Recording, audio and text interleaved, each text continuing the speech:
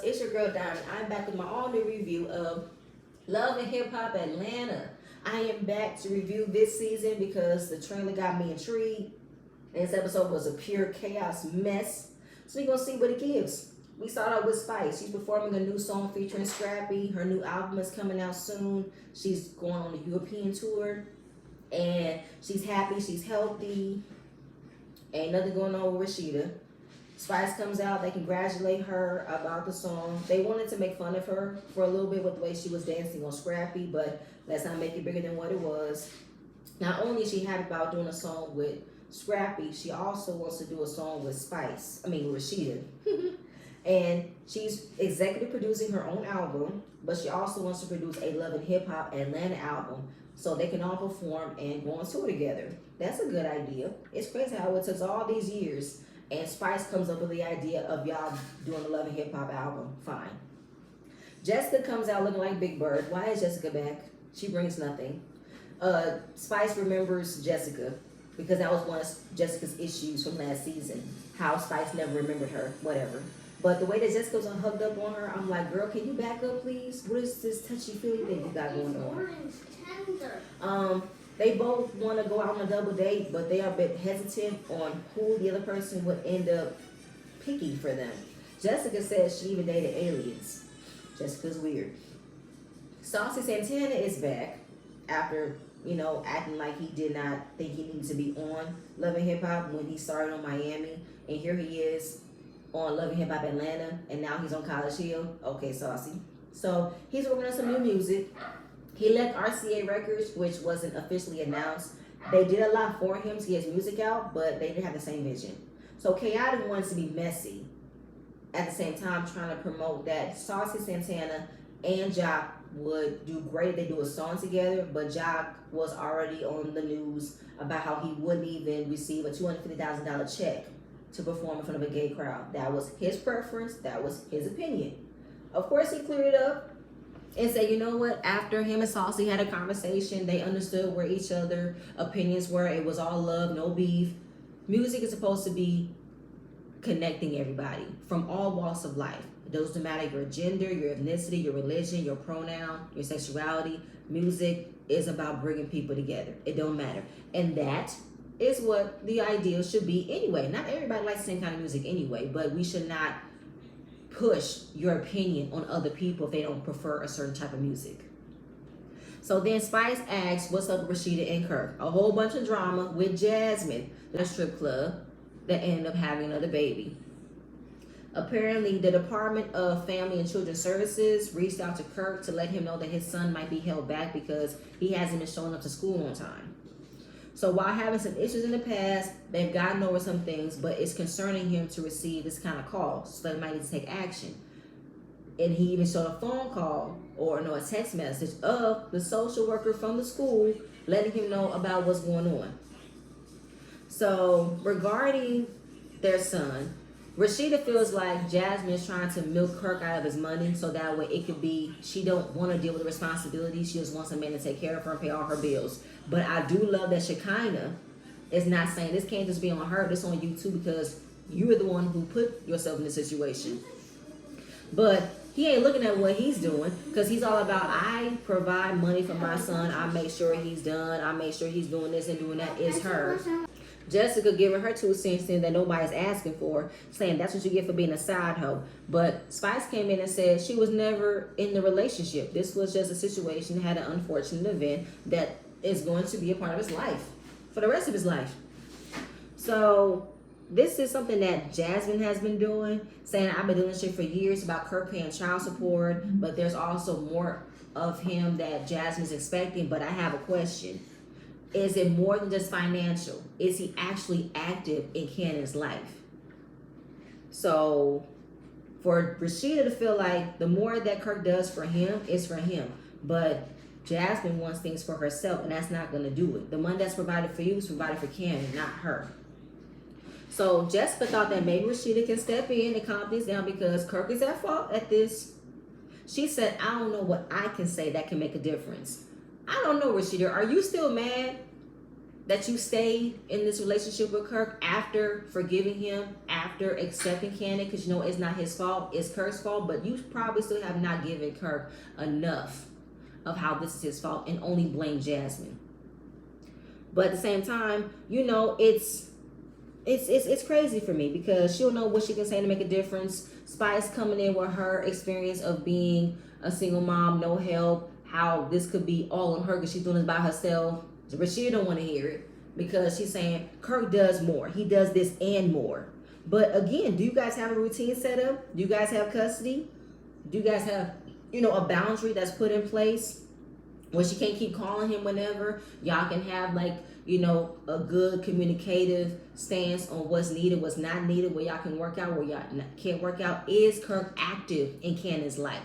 Does he know his school schedule? Does he know his sleep schedule? Does he know what you do when you're not home? What does he do? Do you know any emergency numbers? That's my question. It's more than just financial. Now, do Kirk want full custody? Rashida said, I don't believe in taking a child away from their mother if they're proven to be unfit. But then Shekinah is saying, well, isn't that what we're witnessing right now with DFAX calling? Is she unfit? That's what I want to know. All I want to know is it's more than just Kirk trying to say he's financially providing for Cannon. What else are you providing for? Are you providing love, emotional support, consistency? Because I believe your youngest you have, Rashida, is in middle school right now, if I believe. So Cannon is the baby, which means y'all don't have a lot on y'all plate. I don't care about press. I don't care about Forest Bistro. Y'all got enough time on y'all plate to incorporate being a part of Cannon's life. Moving on. Karlie. Oh, God. Karlie is back. She happy. She's in a new relationship. It is so funny. Every season, Karlie is in a new relationship. She just got engaged and fall out last season. And here she's with a new man. And I heard that this new man is the CEO of Now That's TV, which is another Zoo streaming service for all the ratchet reality TV shows. So she's talking about her surprise birthday trip to Turks and Caicos that her boyfriend surprised her with. And her restaurant is doing well, very happy. Amy came to give her birthday gift because she missed her party. She had a booking, but she wants to know what happened on this trip. But it's so crazy how every time Karlie gets a new man on her arm, she gets engaged, she never makes it down the aisle. Never do. So happy hearing about this connection. The other guy that proposed to her, he did a lot of capping. But the way she's all hugged up with this dude is like, girl, this young man could be your son. And they moved in together. How fast do you go? What do you and Sierra be doing that y'all get engaged and get engaged and get in these fast-paced relationships so fucking fast? Now finding out y'all both gonna have a combined engagement party. Y'all both celebrate y'all engagements together. I cannot. So everything's on the up and up, but there's some things happen at the birthday party we're gonna get into later. We got Bambi. Bambi's looking great, but her new man is not. I'm like, that's the man you chose? You know what, Bambi, do you? You are a beautiful girl. Maybe you just willing the ones you can just get in and get out fast before you find somebody serious. She's in her soft girl era. Her business is thriving. She's feeling happy since her divorce. New things are coming good. Jessica came in looking like a psychedelic book cover with all of these colors. Jessica needs to eat. She is all skin and bones. They go skating. Jessica's finally happy to spend some time with Bambi. She's getting her footing in Atlanta. She's also living with Karlie. Why are you living with Karlie? She wasn't able to make it to Karlie's birthday trip as well, but she heard nothing went well. Bambi was there. She said it was draining. I don't know what else to describe it because Bambi's not talking to Karlie. Karlie is mad at Bambi because when Karlie found out that Bambi reached out to her boyfriend in the DMs to plan a surprise birthday for her, she got mad at that. I said, wait a minute. Karlie, I know you did not make it a big deal on your birthday that Bambi reached out to your man to plan a surprise birthday for you. But the whole thing that you're only hearing is she DM'd your man. Okay. She just reached out to her man, wanted to know what was he doing. He the one who did the whole Turks and Caicos thing. She's the one to invite some of her friends and family out to surprise her. But apparently, not a lot of people were available to come. Here Amy couldn't come. Where was Spice at? Was she on tour as well? Did Yandy come? I don't know. Did Erica come? I don't know. Seriously, who did not want to come? So we get to the restaurant where Karlie's explaining to Amy about what boundaries she has in relationships and how she don't want nobody to reach out to her man for nothing. And I call bullshit on that, Karlie, because you got no problem putting your nose, putting your lips, your botched ass in everybody else's situation that no one asked you to discover what lies, what secrets they might have, not ready to be discovered. Girl, you can miss me with now. You want to keep your relationship private? You can miss me with that shit. You really can. So we get down to the list of people that Bambi was calling. But apparently, Karlie's words, she only knew about Malaysia and Jen coming. But I thought you were cool with them. Aren't you friends with almost everybody? So I don't know how you felt like Bambi was hijacking your trip by only inviting her people. And you still with this whole bound, don't touch my man, don't talk to my man. It's just a crack of bullshit to me. So now Amy is feeling some type of way about Bambi, saying she's been sliding lately. She's getting a free trip. She's getting a free rides. I'm like, what's your issue now? So apparently Amy ran into an ex that she used to date 12 years ago. Told her about Bambi, how he's dating her. And knowing that Amy now knows this, she's bothered that Bambi never told her. But if your man told you, if your ex told you that he got a new woman in his life and it's Bambi, someone you know, why are you mad at Bambi for? You can't be this mad. Unless you're looking at it because you and Bambi are becoming friends. Something like this shouldn't be that deep. But Amy, you made it bigger than what it was. It should not be this fucking deep that you mad she never told you that she's dating your man from 10 fucking years ago. I ain't liking Amy already. I ain't liking Karlie already. I ain't liking Amy because this is too stupid to be an issue. We get Saucy. He out with his mom. They going to the nail salon to get their nails done. His relationship with his mom had been a work in progress, but they're tired than ever. His mom wants him to settle down. He don't. He's living his hot girl summer life. He talked about Zale. Zale was like his father, all mad, all angry. Then his mom is coming out with a book on how her story was accepting her gay son. But Saucy came out more than just coming out as gay.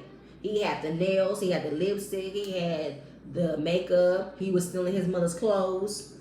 Then he talked about his experience with dating in the community. He started off dating down low men who was living double lives, where that's where he felt accepted, from someone who never really wanted to be out with you, but wanted you. And I'm like, yeah, that's a lot to deal with, because how would you feel accepted if you are involved with a man who wants to keep you as a secret, who wants to, use you as a fetish, live out a fantasy, instead of being with someone who really wants to be with you and all of you and will be proud to be out with you. So knowing that the mom came out with a book, it was kind of hard to accept Saucy. She didn't know how to accept him.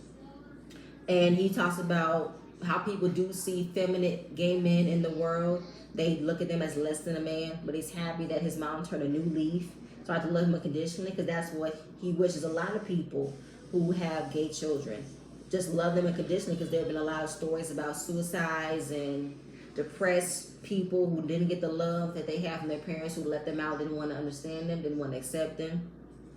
But that's all fine. The mom said she had to go back in Christ to love him for who he was. I'm like, okay, fine. I ain't gonna go into that, because I feel like sometimes it be the reverse.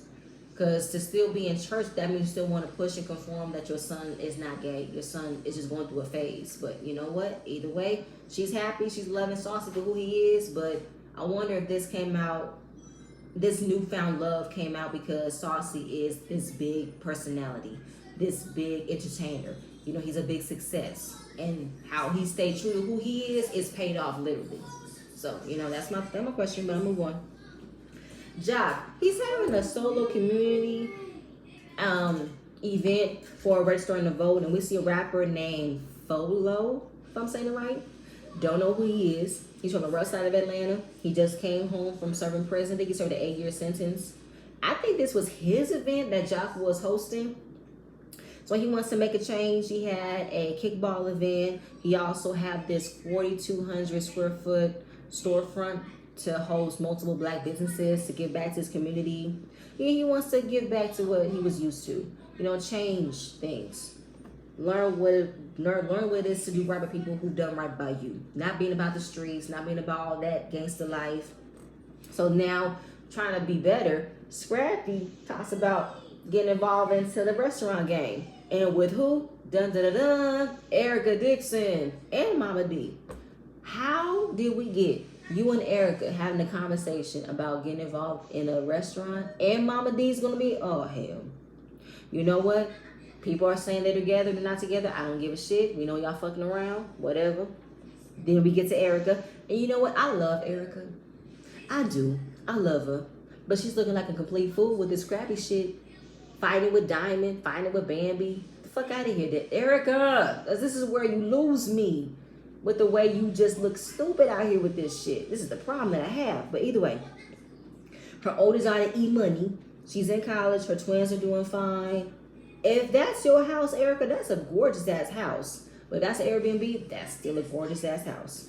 So she wants to kick it with her girls, have a little pool party, get together to kick it, have some fun.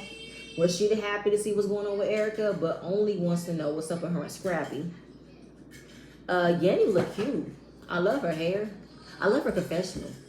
Yanni's confessional is really cute, but why is Yanni here? Okay, so since I did not watch last season, I don't know that much. Yandy is back discussing the issues she's had with Mendice's last season. Because I do remember Mendice's did not like how busy Yandy was, and also how Yandy was willing to give her eggs to a cousin who was trying to have children. So that was a problem she had to deal with. So we sitting down by the pool. Coincidentally, she had a pool boy named Daryl, which is Scrappy's real name. And talking about divine timing. They're both singing at the same time. They're about getting to the restaurant thing together. Of course, is it just business or is it business pleasure? She's in the confessional and saying we don't have to wait and see. We don't have to wait and see. We know y'all fucking around. I ain't heard nothing since then, but hey, at this time y'all was fucking around. Do what y'all do.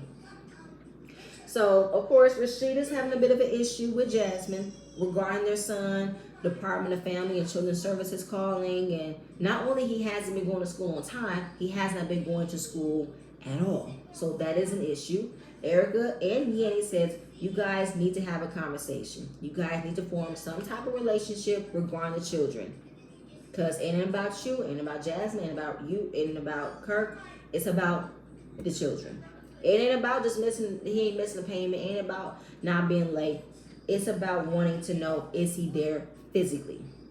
Now, Yandy, who's dealt with baby mama drama, she knows that our feelings have to be put to the side in order to deal with the children. This is something that you wanted to accept when you got involved with Kirk, when you wanted to take him back after you noticed, after you found out he cheated on you and brought the woman on the show with the baby. You decided to forgive him. So that's why I said earlier, Rashid's probably still kicking herself and still mad at herself for staying with Kirk, but she's not giving that to Kirk. She's giving it to Jasmine. But either way, you the one who dealt with it. You the one who wanted to stay in a relationship for it, so get over it. I already said Yanni's business about last season, how Mendice didn't feel important enough to her because she got all these other hats, she got all these other businesses. She has other things to occupy her time than to worry about Mendice's. Him saying, I don't know if this is forever. She's like, I don't know I can go on without you. They doing counseling, blah, blah, blah. And that's all that was, blah, blah, blah. So she gonna fix things with Scrappy with this restaurant game. Rashida is gonna have a conversation with Jasmine, Yanni, Mendice's, whatever. Then we get to Amy. Amy is at her listening part for her new song, Pay For It, I believe. She's all about taking her power back. She's all about making sure she's getting back to her. She ain't letting nobody play her. Ain't letting no bitches play her. Okay. Zell is back as well. He's loving being in the streets. He is okay that him and Saucy are not getting back together. He wished him well. He ain't got no issue with him. He can say hi and bye. Then we talk about Sierra. This is around the time Sierra was online dealing with paralysis in her leg after getting a long tattoo and not properly putting the right products on it because Amy got another issue with Sierra saying that anytime that Amy got an event or something going on, Sierra's a no-show. So Chaotic is talking about Sierra being in the hospital, how she's going through a lot, she's really in pain. Zell says, this another stunt? No, this is not Sierra stunt because she be all about stunts and shows. He said, no, it's serious. Even though I had that immediate thought that when Sierra was in the hospital, I thought it was a stunts and shows, but she did have a lot going on with her leg, dealing with a long, extended tattoo, and her having to learn how to walk again. But then she ends up with her new man, and now they promoting this new numbing cream. And it's like, you know what? Whatever you gotta say about Sierra. Sierra is a killer at this marketing game. She's a killer at it. But that's their issues. Zell believes that Sierra wanted to get close to him because of Saucy being close to the city girls. Did it have to be that? Did it have to really be that? I don't, you know what? Okay.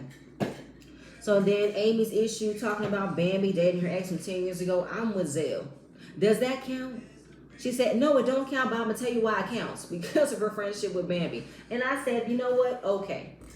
Because you and Bambi are forming a friendship, you want it to be at least respected in the friendship that she's dating your ex. You do not have no longing feelings for the ex itself, but for the person who is dealing with your ex. Okay, Amy, but again, it's still not that deep. And Zell was like, I mean, if you dated someone 10, 15 years ago, that's a whole different person. He is not the person he was when you dated him. So why should you be worried about that now? And I'm with him. So chaotic is so fucking messy. Okay. So once Amy and Zell are talking about it, they're trying to shut chaotic up. They're telling him, no. Shush, shush, shush. So Amy and Zell was telling me that Bambi is dating Amy's old man. And I'm just like, chaotic, what is wrong with you? Why are you telling him this? What is the purpose of you telling him this? You messy ass nigga. Oh. But Bambi, no, not Bambi, what's his name? Scrappy, he said, don't tell me about it. I don't want to know. She's living her life. I'm living my life. Don't tell me shit. So Shekinah, being messy as well, ear hustling, seeing how mad chaotic is about information about somebody else's life that's not his. Shekinah's like, why are you so mad? Why are you so mad? Because he's messy. Yeah, the fuck he is. But that's not even like, I swear to God. I was with Shekinah on this. Like, what you so mad for? Why y'all in their business? Even though it's kind of like Shekinah's in their business, but it's still in the same manner. Chaotic shouldn't be mad about something that has nothing to do with him. And Shekinah is calling him out for being mad about something that has nothing to do with him. It's crazy to me. So Jessica and Bambi arrive. She knows that Karlie got smoke for her, but if she wants to have a grown woman conversation, we can have that. I'm enjoying my night. Jessica sees Saucy, talk to Zell. Saucy says, you know what, I get it. Y'all miss us being together. We were cute, but it's no more. It ain't gonna work. Saucy believes that Zell wants to get back with him, but he don't. And, you know, then, what's his name? Zell. Zell wanted to have a conversation with Saucy because not only is he cool with them just being friends, he's cool with them just being cordial. He just wants to know, why am I blocked? So it was so funny seeing she kind of in the doorway, creeping, watching him have this conversation. But I don't think Zell needs to have this conversation. He just needs to accept the fact that while Saucy could be nice to you because he knows how good it'll make him look, you being blocked, that's just how he really views you. I wouldn't even give this much energy. Just treat him like he's treating you. You know what I'm saying? So trying to have a conversation about we can be friends, we can be cool. Why am I blocked? Unblock me. He said it was so long ago, but of course they're not listening to each other. They just talking over each other. Saucy walks away. He ain't got time for it, and it's fine. Whatever. Amy performs her song. Everybody loves the song. It's fine. Karlie comes in. They are going to the back room where it's Amy, Karlie, Jessica, and Bambi. And Jessica said, let's just cut the shit.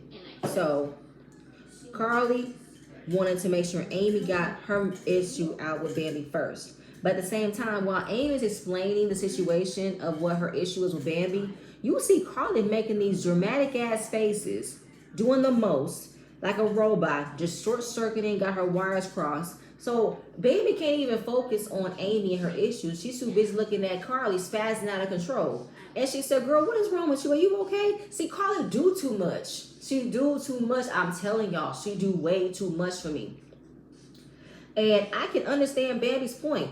Karlie is trying to deflect from how she treated Bambi to say, oh, you got an issue with Amy first. It's like her issue with Amy's not even that deep. Let's iron out the issues you got with me. So Jessica cut off Amy. She said, listen, you worried about a man you dated 10 years ago and it was an intimate relationship. Y'all was fucking around, doing all this and that and the third. Okay, that's clipped. Done. Let's get to Karlie and Bambi because this was so long ago. But I feel like, Amy, you were just seen last season figuring out if you want to get back together with Mozzie. A man you wanted to have a relationship with. A man who you were with for a long time. What, 6 years? Y'all bought a house? Y'all wanted to have children? Y'all iron out some issues? So you can't give this much, oh God. You cannot give this much attention, this much of an issue. You cannot carry this much of a man from 10 years ago than the relationship you were just in 6 years ago. Make that make sense. But whatever. It has no relevancy. None whatsoever. So now Amy is feeling some type of way about not having it all come out. And now she's looking at Bambi. How Bambi just skated off thin ice. She just had a strategic idea, a strategic plot to remove herself from being called out in the situation. No, it was Jessica. She called it out by saying, this ain't even that deep. Ain't got nothing to do with this. You guys are sisters. You guys are friends. Let's get to this shit first. That's what it was, Amy. See, you doing it again. The same shit you did with Rennie last season will piss me off before. Same shit you did with Erica, I ain't got time. I don't. So we get to Karlie's problem. She is mad that Bambi reached out to her man who had a private jet planned for her birthday. And mad that she did not know Malaysia and Jen was coming. Bambi was like, why would I tell you who's coming when it's supposed to be a surprise for you? So Bambi is about to get upset because she can see that Karlie's trying to spin it to make it sound worse than it was. Don't be mad. So while Karlie spazzing out of control, trying to, explain the situation, Bambi is saying, don't be messy, tell the whole truth. Because when it came out to wanting to know who would invite, nobody wanted to go. You make that make sense for me, Karlie, because you're supposed to be friends with everybody. And how is it that nobody wanted to go? So, of course, if no one wanted to go, she didn't want to make you like you didn't have nobody there, so Malaysia and Jen came. I'm pretty sure you friends with Malaysia and Jen too, right? Because you claim to know everybody. But then it came down to her daughter. Now, she was saying that I was speaking to your daughter if she wanted to go. Karlie goes ballistic, hearing what she thought she heard, that her daughter didn't want to go, which is not what she said. You saying my daughter didn't want to go with me. You're saying my daughter did not want to go with me. Oh my God, can you shut up, Karlie? That's not what she said. She is listening to respond. She's not hearing it. She was asking your daughter Jasmine, who can go? She didn't say your daughter didn't want to go. She didn't say that. Excuse me. Like, oh my God, maybe folks just don't like you, Karlie. Just accept that. Folks don't like you. But nobody never say your daughter didn't want to go. Amy is like, how did it get to that? And again, she's just spazzing out of control. She's short-circuiting. She's just twitching her head and twitching her hair all over the place. I'd be like, oh my God, Karlie's spazzing out now. She's spazzing out. She's a broken robot. She's broken. And I'm like, how did we get here? And then Karlie wanted to say, you wanted to fuck my man. That's why you wanted to DM my man. You thirsty bitch. You thirsty for a jet. It's like, girl, who is the pot calling the kettle? You thirsty as hell, Karlie. You thirsty for any man to show you any kind of attention. I know you fucking lying. But it's just all crazy in this typical Karlie fashion. Doing the most. Just the whole idea. She DM'd your boyfriend to plan a surprise party for you. That's it. I would never do that to you. I would never contact your boyfriend. I would never do that. You are fucking lying. Jess is like, this is why I'm a loner. This is why I stay in my room. I read my books. Because Karlie is spazzing out. And that's why people don't want to talk to you. They don't like to talk to you because you listen for no reason. Then she wants to call Bambi a TV bitch. You a TV bitch. So I'm like, you want to be on some TV shit? You do this for TV? Let's do TV shit. Let's act like we fighting. Let's act like we got an issue. Let's do it. Because you doing the fucking most for a scene, Karlie. You doing all this dramatic spazzing out, short-circuiting and shit. Like, oh my God. Like, get the fuck out of here. So, Karlie, you should have been talked to me. You should have talked to me. Baby said, I don't want to talk to you. So, of course, security is trying to separate them. You know, Karlie can't fight. She can't fight nobody. She be doing the most when it comes to avoiding getting close to someone that she can actually put her hands on. So she does the most to get pushed back because she knows she's not going to put her hands on nobody because Karlie can't fight. But again, doing the most, tossing everything. But this is Amy's shit. You messing up Amy's place, okay? And you doing all this for no reason. But y'all, that is it. I swear to God, I'm like, oh my God. I was literally like, Karlie, you are crazy. My face was just frowned the whole time because Karlie, you are crazy as hell for you be doing all of this. Really? For this? That's why folks can't deal with you, Karlie. They just can't. But this is what got me, y'all. This is what got me. But this is my first attempt to see if I can complete this season. I'm here for it. Let's see what else they got. But y'all, that's it. That's all I have. Please stay tuned for my next video, and I'll see you guys later. Bye.